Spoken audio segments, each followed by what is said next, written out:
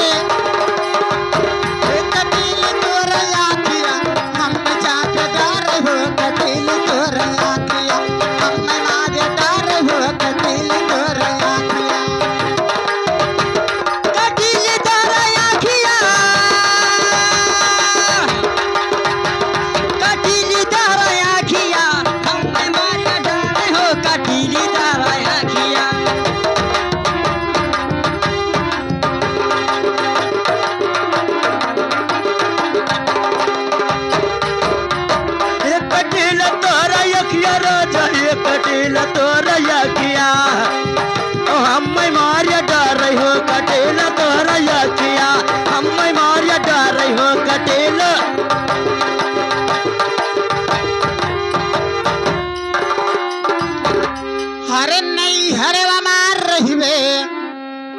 हरे नहीं हरे मार रहिबे अबारा मास पिया नहीं हरे मार रहिबे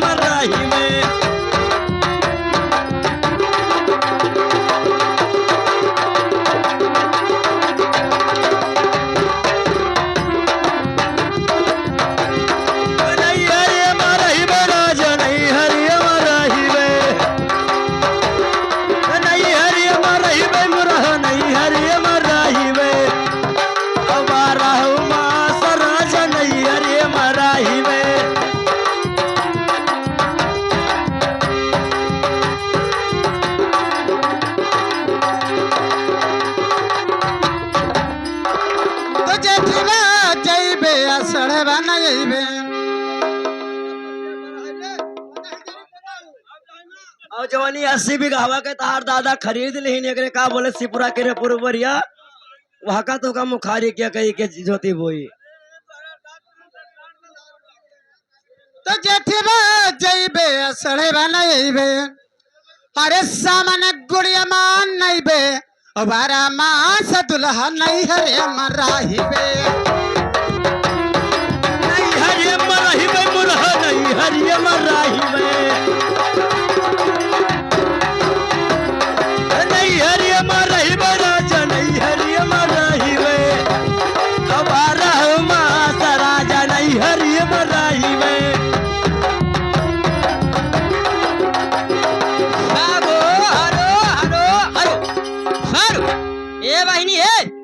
देख लो आगे क्या हो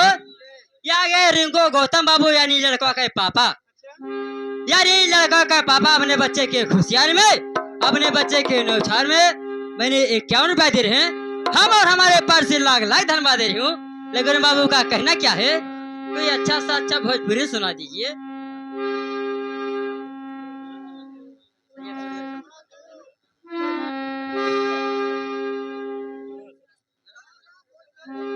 हेलो ओ